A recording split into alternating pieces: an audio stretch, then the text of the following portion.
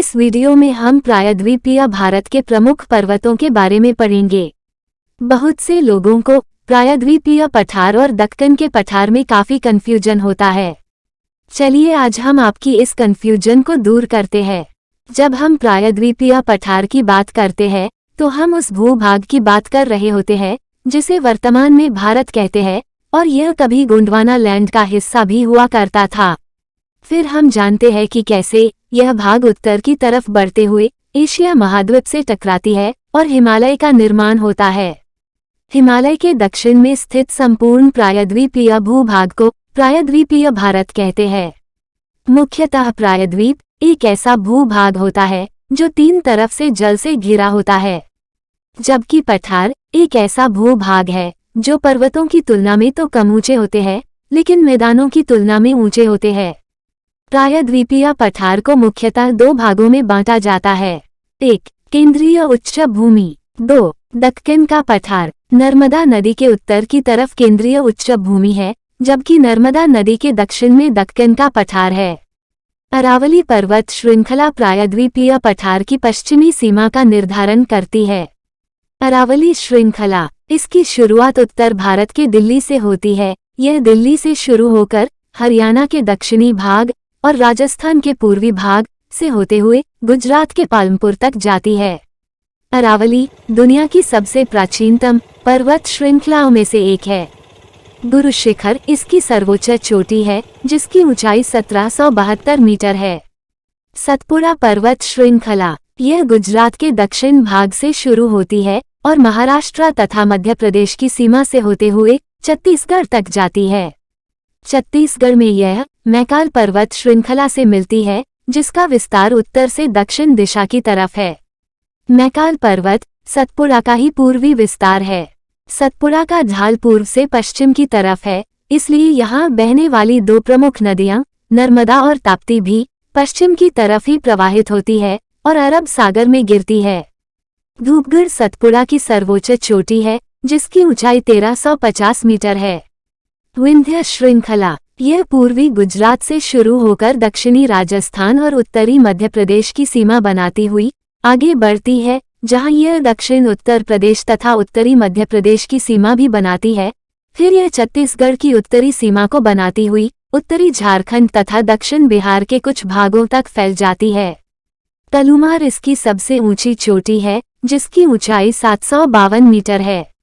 विंध्याचल तथा सतपुड़ा श्रृंखला के बीच ही भोपाल तथा इंदौर जैसे प्रमुख नगर बसे हैं तथा नर्मदा नदी भी इन दोनों श्रृंखलाओं के मध्य से होकर बहती है।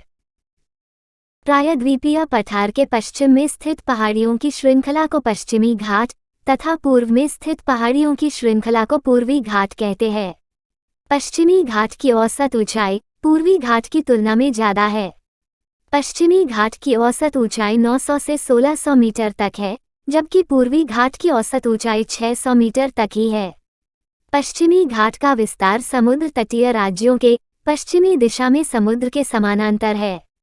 पश्चिमी घाट गुजरात के दक्षिणी भाग से शुरू होकर महाराष्ट्र, गोवा, कर्नाटक, केरल तथा तमिलनाडु राज्य में फैला है।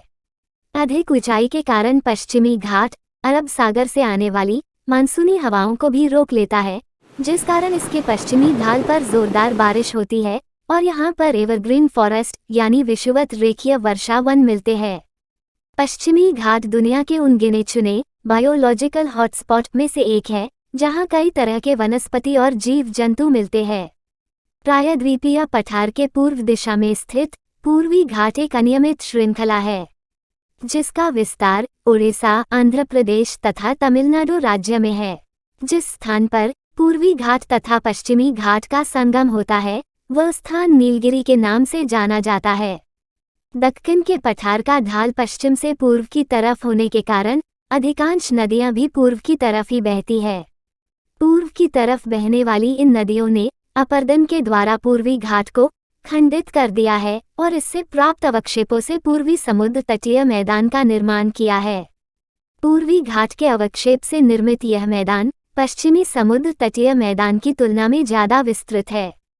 पूर्व की तरफ बहने वाली ये नदियां समुद्र में गिरने से पहले विशाल नदी डेल्टा का निर्माण भी करती है।